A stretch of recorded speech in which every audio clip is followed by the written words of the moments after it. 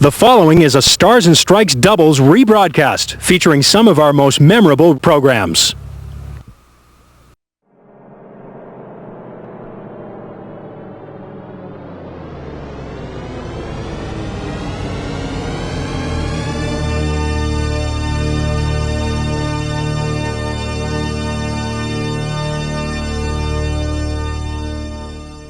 Stars and Strikes doubles.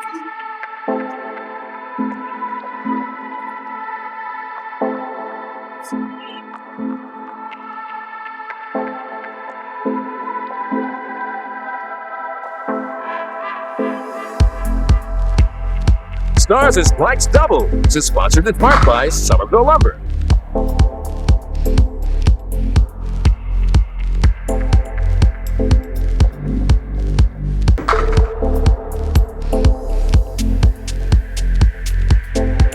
Stars and Strikes doubles is produced in conjunction with the New Hampshire Candlepin Bowling Association. And now your hosts, Doug Brown and Dan Murphy.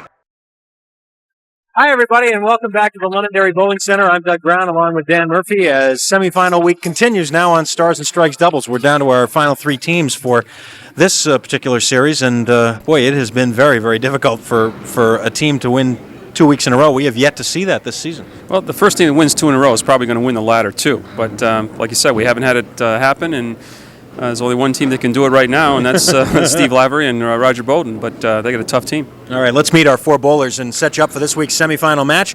As Dan just mentioned, our team returning from a victory last week, a very exciting last ball victory, in fact, from Manchester, New Hampshire, Steve Lavery, and his partner also from Manchester, Roger Bowden. And Steve Lavery comes in averaging 121, roll-off score 693. And Roger comes in averaging 123, his roll-off score 680. And last week it was Roger Bowden who came up with the final 2 boxes to go, needing 2 marks to win the match for his team, and he got it. And Lavery and Bowden went on to a 360-355 win over Phil Clough and Chuck Langlois. And so now they return looking for that elusive second win in a row, and they will try it against this team, our number 2 seeded pair from Quincy, Massachusetts, Jack Saniuk, and from Hudson, New Hampshire, Brian McKinley. Both bowlers no strangers to our show. Jack comes in averaging 125, his roll-off score right up there now at 709, and Brian McKinley 121 average and 693. For the runner-up team on this week's show, the third place prize money of $250. For the winners, of course, a chance to move on to our final match next week, a chance for the big money, and a shot at the Tri-State Megabucks Tournament of Champions. So lots at stake for this hour, and we'll be back to get this match going right after these messages. Don't go away.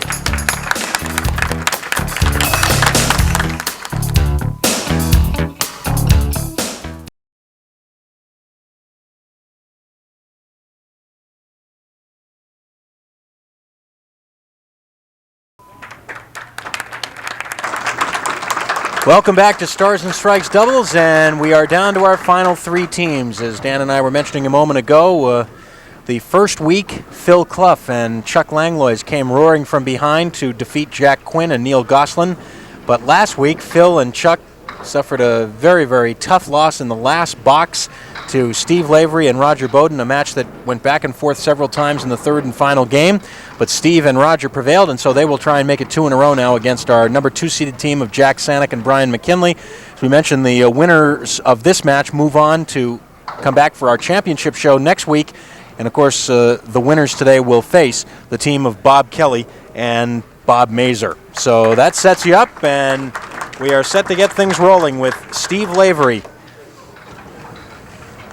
starting our match. And as you can tell by our highly elaborate set that has been treated by a team of interior designers, we are ready for the holidays. We hope all of you enjoy the very happiest and safest and healthiest of Christmas seasons.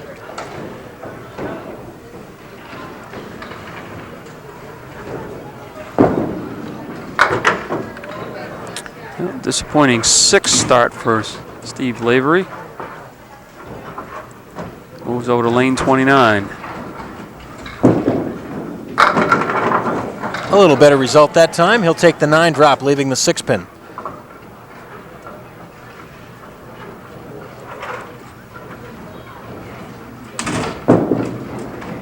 Ooh. Just sliding by.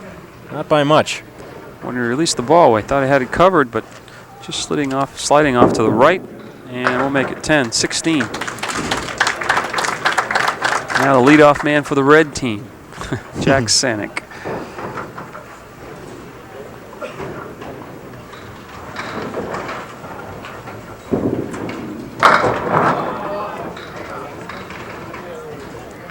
Three, 6, 4, 7 left for Jack.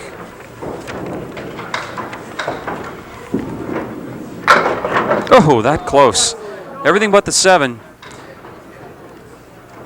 Jumped the 3-pin over, got the 4, left the 7. 9 box for Jack. Let's see what happens. Actually, I think the piece of deadwood killed that shot.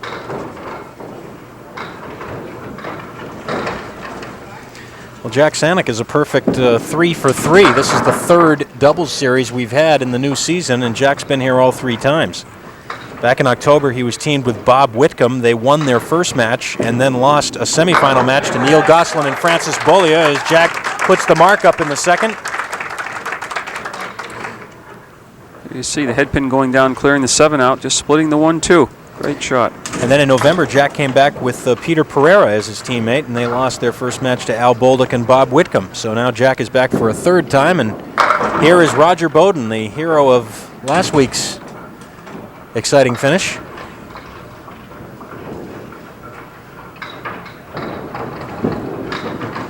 And he starts with a mark. First one for his team. You see 26 in the 3rd plus this bonus ball. Still looking for the team, as we mentioned at the beginning of the show, to win 2 matches in a row. Off target, just 3.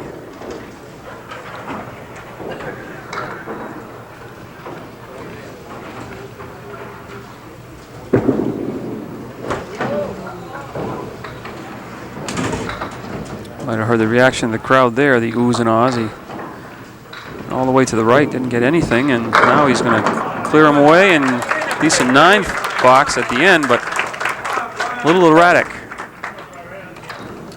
And now to complete the first rotation, our 4th bowler is Brian McKinley, Jack Saniuk's partner. He's working on the spare that Jack left up there. Big 8 fill. 5-9, trying to make it 2 in a row for the team of Saniuk and McKinley.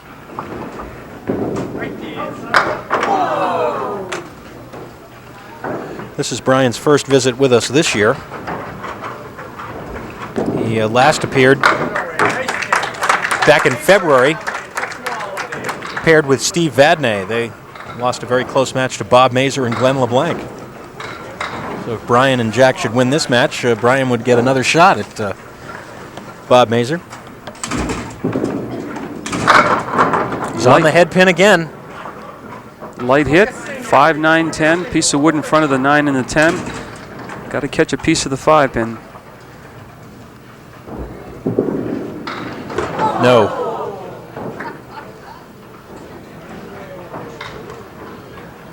Trying to be just a little bit too fine. And what do you know? It went the other way. Didn't have a catch a piece of the 5 pin. Played the wood and came off the wall for the 5 pin.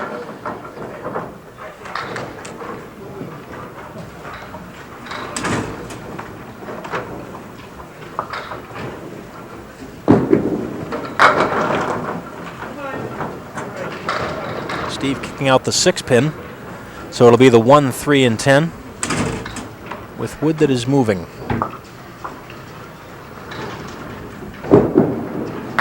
And he's got it for the spare.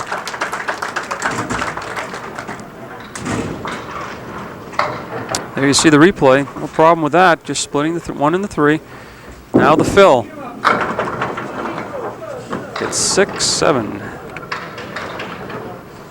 A reminder that our presenting sponsor here on Candlepin Stars and Strikes and Stars and Strikes Doubles, the wonderful people at Tri-State Megabucks.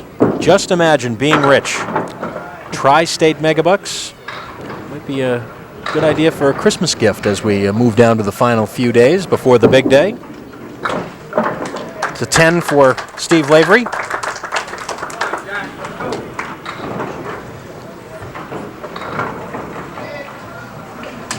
Now, if you were to give someone a Megabucks ticket, season ticket, say, as a Christmas present, and then they win the jackpot, Would you expect to receive a little something as I a would. gift? Yeah. Something of it? I want a half. Jack Saniuk. In fact, I put a little note in it. Merry Christmas, but if you win. Jack Saniuk with the spare in the 5th, and then punching through the middle on the fill for just 3.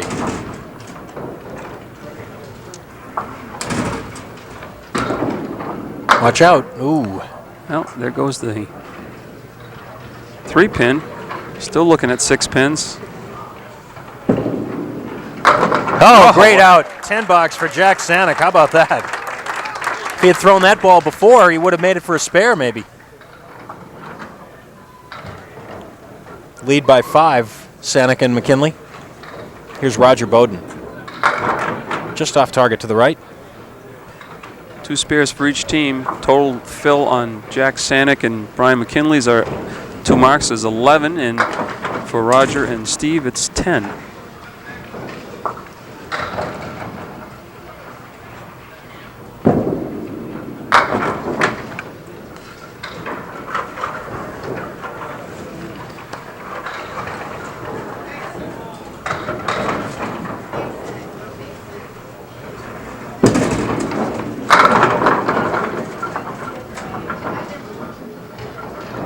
Well, 6-10 left for Roger Bowden. Piece of wood out front. He's going to have to turn, I would say, a little bit. Maybe it's going to roll off.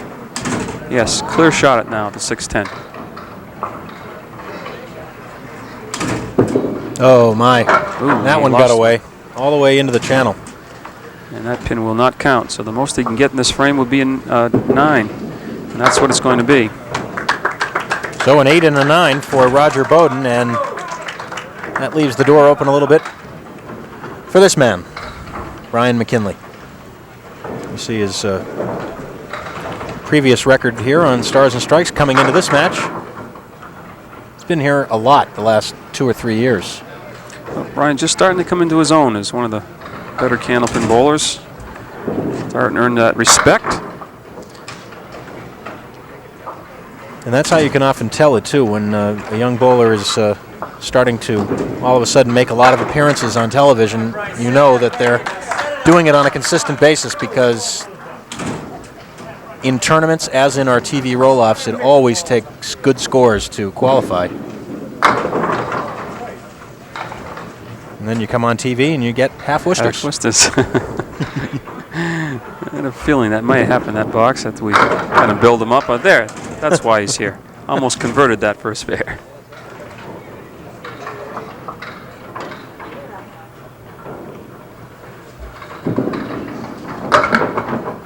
And it'll be a 10 box. Get out of the half Worcester for a 10. You've done a pretty good job.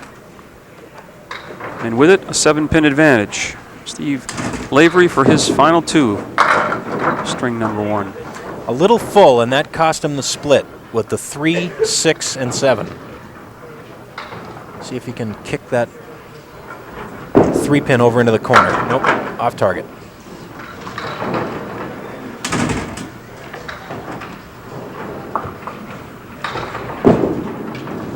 That was the one he wanted. That was the shot. That was a beautiful shot. Unfortunately, it's only for a 10.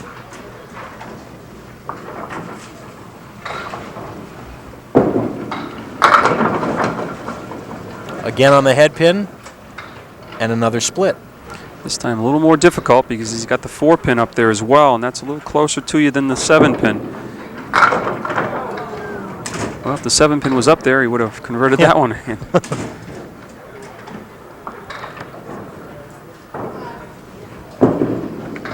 But it's a 9 and a 101 for the team of Lavery and Bowden. And again, an opportunity for Saniuk and McKinley to pad their lead. They've led all the way, but the lead has never been more than 11. Well, and how about, there's the same shot. Same one. The 3, 6, 7 again.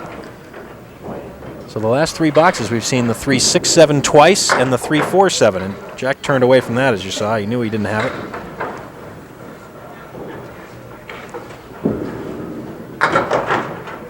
There's the way to use the wood in the channel. It's not going to go over, but heck of an effort. As Jack drew that piece of wood right out of the channel and got it over toward the 7-pin. You see, 98-92 after 9 completed frames. Just a 6-pin advantage for Jack Saniuk and Brian McKinley. 1-5-8. Jack lives in Quincy, Mass. He works as a division comptroller for State Street Bank. Does a lot of his bowling at the Wallex lanes in Waltham, and how about that? Well, this thing's going to be tight after one game. Neither team able to really string any marks together. It's a 108 for Saniuk and McKinley, and they lead by 7 at the end of 1. There's some music of the season. Happy holidays, everybody. We'll be back right after this.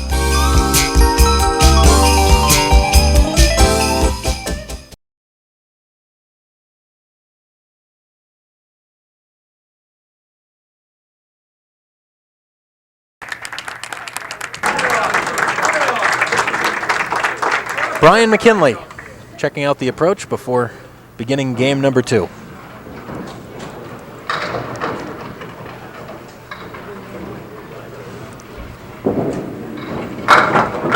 Just left that one short of the head pin. 1-2-9-10.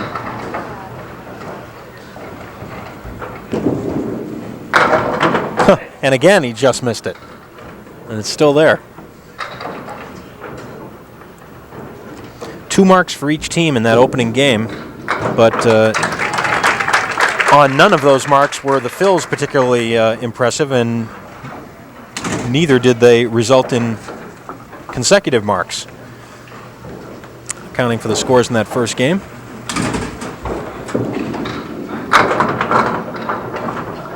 You have to feel for Phil Clough and Chuck Langlois. They threw an outstanding 424, but they just did it in the wrong week. They did it in the first week of the series, when it doesn't matter what your score is, really, as long as you win.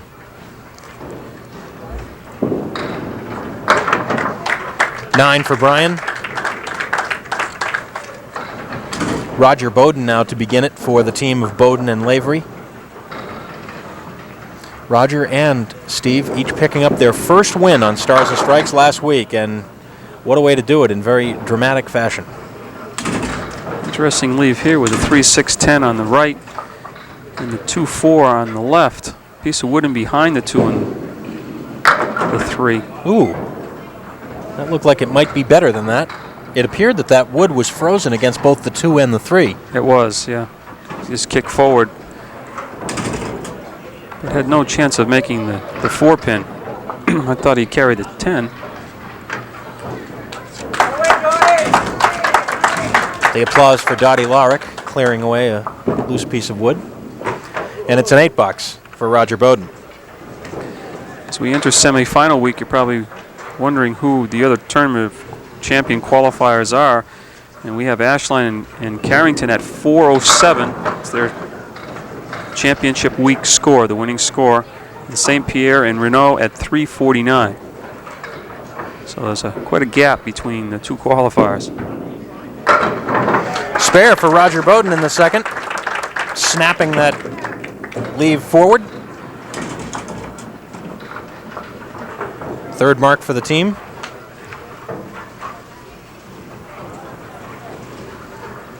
Now Jack Saniuk.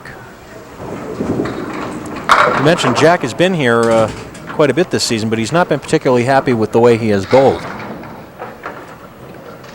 Hoping to correct that here today. How about that? Oh. Again, the 3-6-7 and the 4-pin that time. Seeing that leave a lot. Here it is again. Played on the inside, comes off the right sidewall and back across, clipping the 7-pin, just missing the 4. That's just luck of the draw. Just make the shot, but it just didn't go. You get that piece of wood snapping over there, you expect more things to happen. Oh, look at that. Scared that one, too. They actually clipped the 6-pin a little bit, but not enough to topple it over, and they would have to have come forward for the 3. That's 19 for those 2 frames, total 38 through 4. And Steve Lavery will have a chance to put them in the lead. Not there, though. Just 3 on the spare. So they still trail by 5 in the match.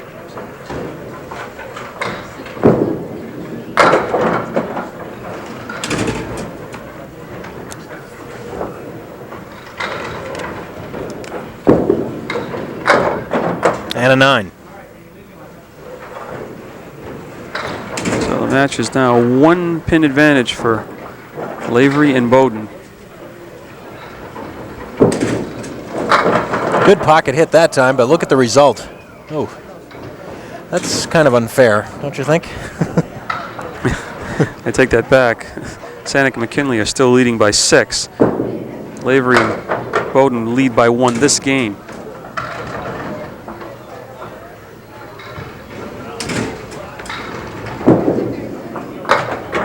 Nice job by Steve Lavery picking that 7-pin off for a 10 box with the triple wood in the channel there. So the difference is still 5 as we have almost reached the halfway point here on semifinal week. Stars and Strikes doubles rolls on in a minute.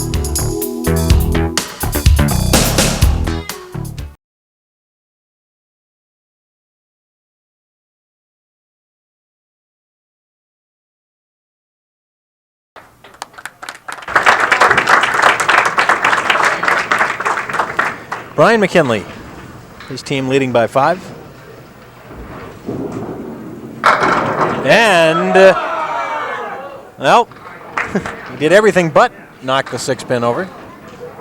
Still rocking right there as it stands. No. Caught it on the edge, but it counts.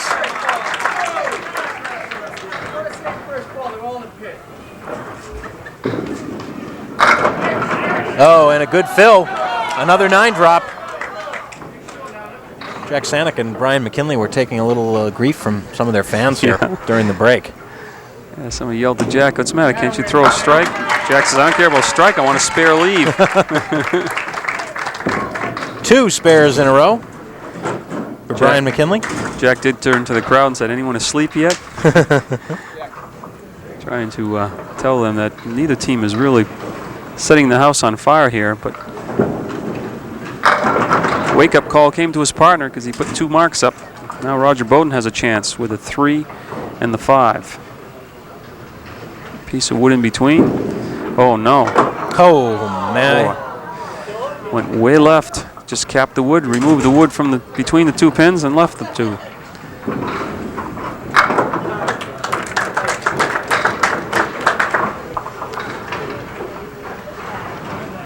Tough.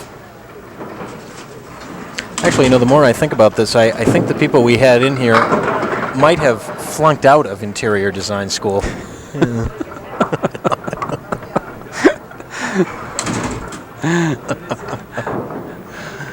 Thank God they got a day job running cameras, huh? But it's the thought that counts.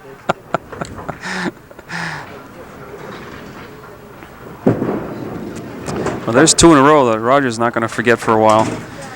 2 spare leaves, and he did not get either one of them. Chance for Jack Saniuk to build on a 15-pin advantage right now with this fill. Oh, yeah, there's a big ball. Another 9 drop, the 3rd straight 9 drop for the team of Saniuk and McKinley. Well, you know, Jack said he wanted to spare a leave, and he's been all over the head pin, but leaving the 3-6, 7, 3-6-4. And now seems to be moving out as a team, too. There's 3 in a row now. Well, Jack seems to have just had an unusual number of splits so far. I like Jack's style, though. He comes out firing. He's aggressive out there in the lanes. And he knows if he's hitting the head pin, it's just a matter of time before he moves a 1/4 of an inch either way and starts hitting one of the pockets. There he is, 2 more. 4 in a row for the team of Saniuk and McKinley. If you had to pick a partner for yourself, Jack Saniuk would be probably one of my top 5 because he's a real competitor if he doesn't beat himself. Plus, I think when things aren't going well, he maintains his composure, kind of keeps a sense of humor, and keeps plugging away, which is important.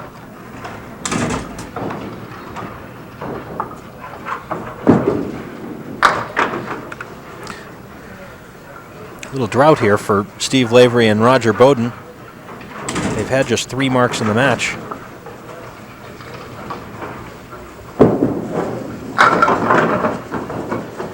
No, I was about to say Steve got a break there, but how about this leave? The 1-4-5. It doesn't sound bad when you say it that way. But I don't recall seeing this one before. Not after 1 ball, anyway. Well, Steve tried to make something happen and just missed it.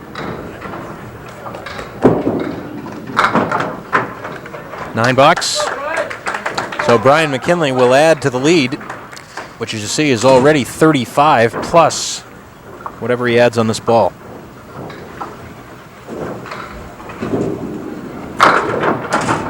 $6. 2, 4, 3, 6.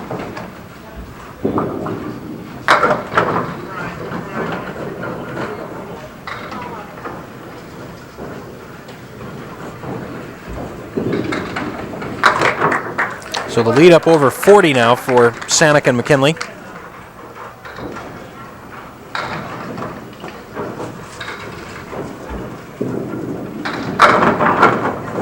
Another 9-pin drop. This time, just the 7 left. Brian from Hudson, New Hampshire. Lives there with his wife Debbie, and he just sneaks that ball in the corner to take the 7-pin. Brian works at Purity Supermarkets and does a lot of his bowling right here at Londonderry and also at Leda Lanes in Nashua. And he turned around with a kind of a smile on his face. He knew he had just kept that ball in the lane. And he gets an extra 7 on top of it for a 136 middle game. Two-string total 244 for the team.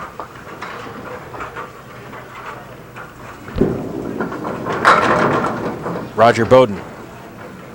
4 horsemen right. 1, 3, 6, 10. And the team really needs some marks. Watch out.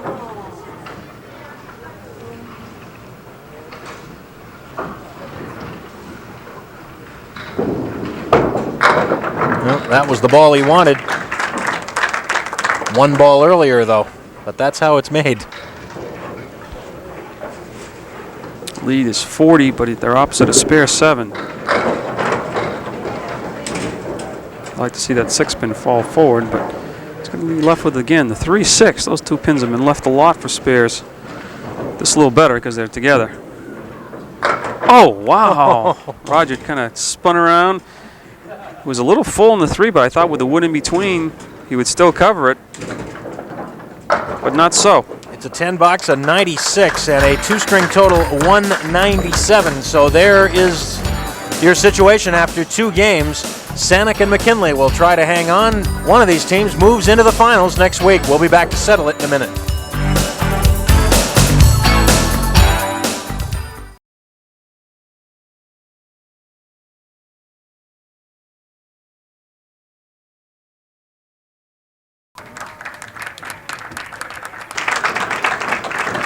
Well, Roger Bowden will start the 3rd game for his team, and we're going to be looking for some big numbers in a hurry.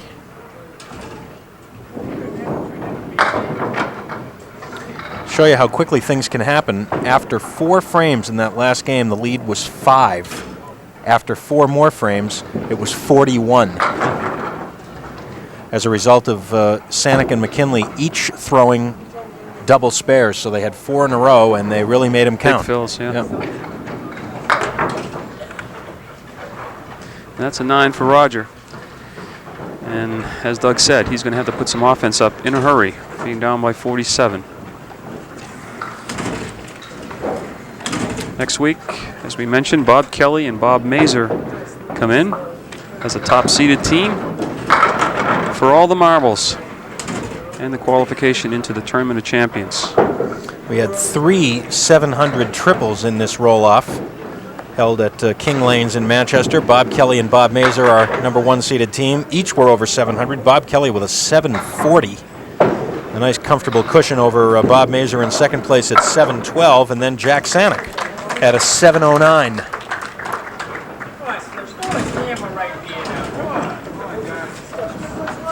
All spares this week so far, no strikes as yet. But as you might expect, Saniuk and McKinley have had the better of the spares too, and that's the difference right now. They've had 7. Lavery and Beaudin have had just 3.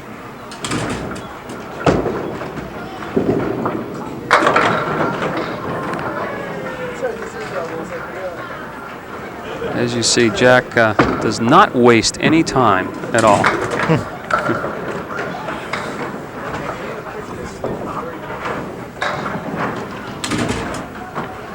Which is in part the reason why you're seeing the bowlers roll 2 frames on the same lane here in this third game. The pace has been quick. Solid 9-drop, leaving the 4-pin. I really haven't practiced my soft shoe tap dance there, so we decided we'd slow him down a little bit. I thought you had some sort of a special Christmas routine you were working on. Well, I was, but maybe next week. And now we got Steve a little confused. He goes over to lane 29 for his 2 frames. He's right on the head pin, and there is a start, at least. The first strike of the day for either team. Well, maybe it's going to come in bunches, because that's about what Steve needs right now, Steve and Roger. A double strike would throw a whole different light on this match. Gone 10 boxes without a mark before that strike. Look out. Ooh, a little full that time. And that is the difference. And a difficult spare leave. To make it, he's going to have to go after the 3-pin, try to cut the 3-pin on the right-hand side. Like that. Oh, close. But no mark to show for it.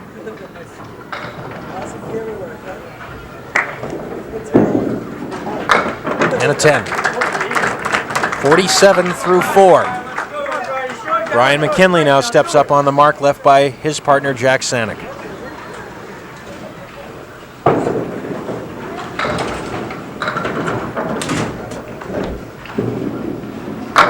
Oh, there's a big strike. So in the third box of the third game, each team gets its first strike.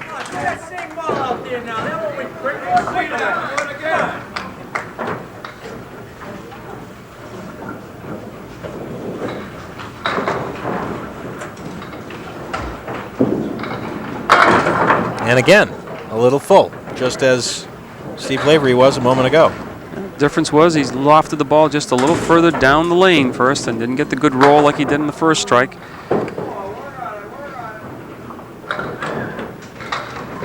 The only strike, I should say, for his team. And works it out for an 8. Oh, we'll take a little pause right here. The team of Jack Saniuk and Brian McKinley have extended their lead just a tad. We have 6 frames to go to decide which team will advance to the Stars and Strikes Doubles Championship match next week against Bob Kelly and Bob Mazur. We'll have the deciding 6 frames in a minute.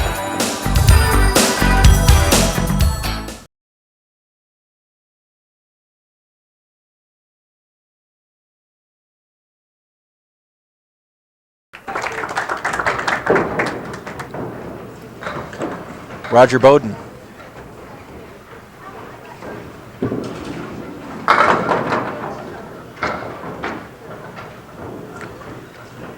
Tired of this leave.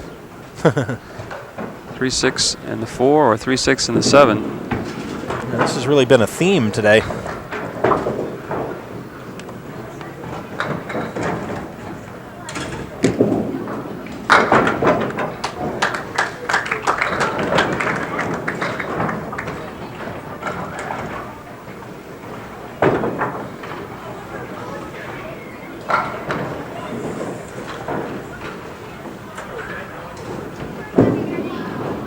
Target to the right this time.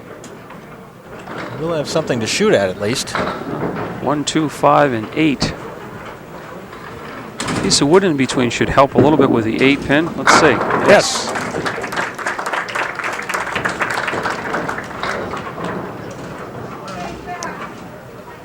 Now Jack Saniuk on lane 29.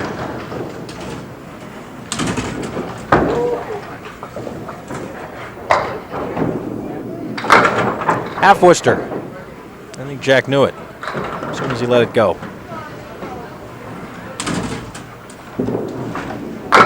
And another one. Full Worcester. Now what do we do? The 1-5? I don't think I've ever seen anybody do that, have you? Oh, he almost... Oh, he got one extra pin. I've seen people go like the 2-pin, then the 3-pin, then the head pin for a 3-box. Is that right? Yeah, I've seen that a few times. And both are the bowls I remember turned around and laughed about it.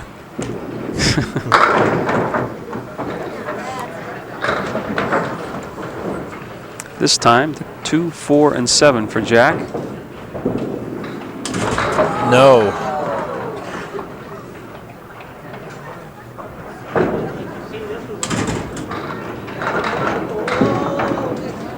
There's the ball he wanted. It's a 10 box though.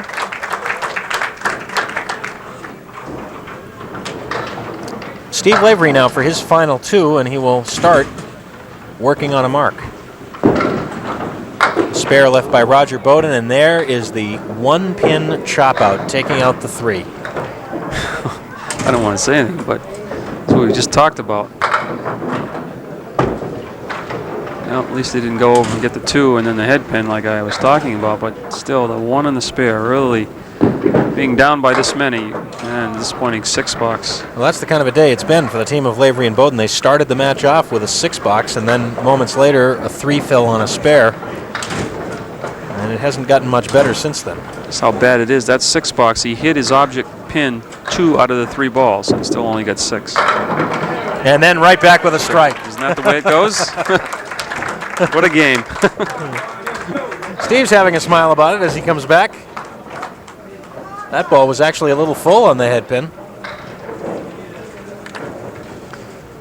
7th and 8th frames for Brian McKinley. Everything but the kingpin, the 5.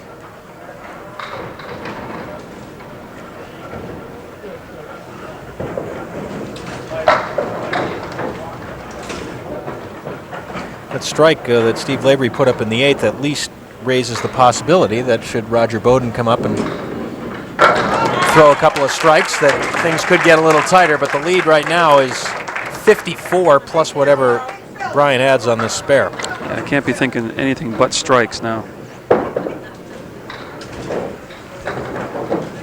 And even that may not be enough, depending on what Brian does this frame. Would you believe it? The 3 and the 6 again, this time with the 4-pin. You know, you think after a while they'd start making a shot. They had enough shots at it. Oops. I think after a while you'd get the hang of the scoreboard too. I was right. I was right. I just went back and corrected it. I didn't have to. You don't miss a trick, Doug. When opportunity knocks, you grab it. I answer. Half Worcester left. This is on a strike.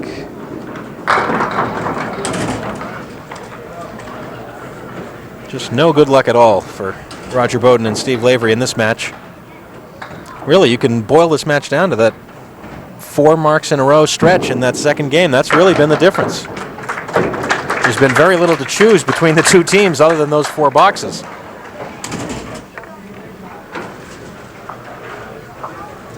Final frame.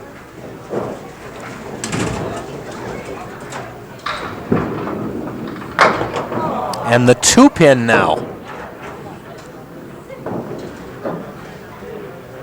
Ever since you started talking about it. No, I didn't want to bring that up, but Oh, 1 time for Roger. Nope, leaves the 6-pin.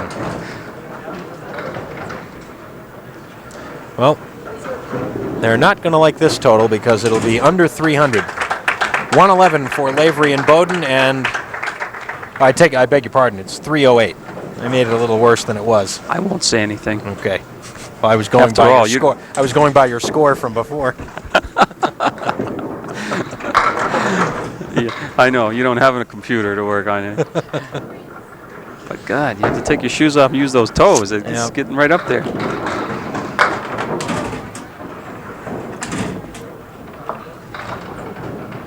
Well, I think when we talk to Jack and Brian at the end of the show, they're not going to be particularly pleased about the way they bowled either, but they at least are going to get the opportunity to come back and roll in the finals next week. Yeah, they'll probably say that they won the 4-box match. Those 4 boxes that you talked about with the spares, and that was really the difference.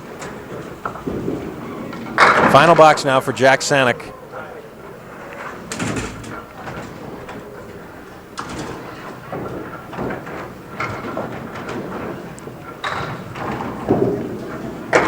And a spare using the cap.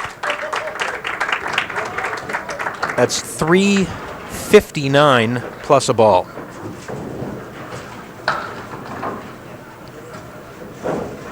See if Jack can throw his first strike of the day. Almost. 9 dropped, 124, and a 368 for the team of Saniuk and McKinley. They advance to the finals next week. We'll be back to talk about that match a little bit and chat with our 4 bowlers right after this timeout.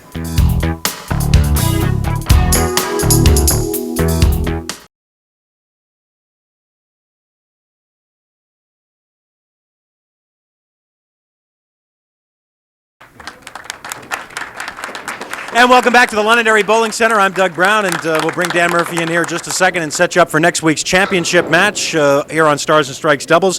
Again, the final score, 368 for Saniuk and McKinley, 308 for Lavery and Bowden.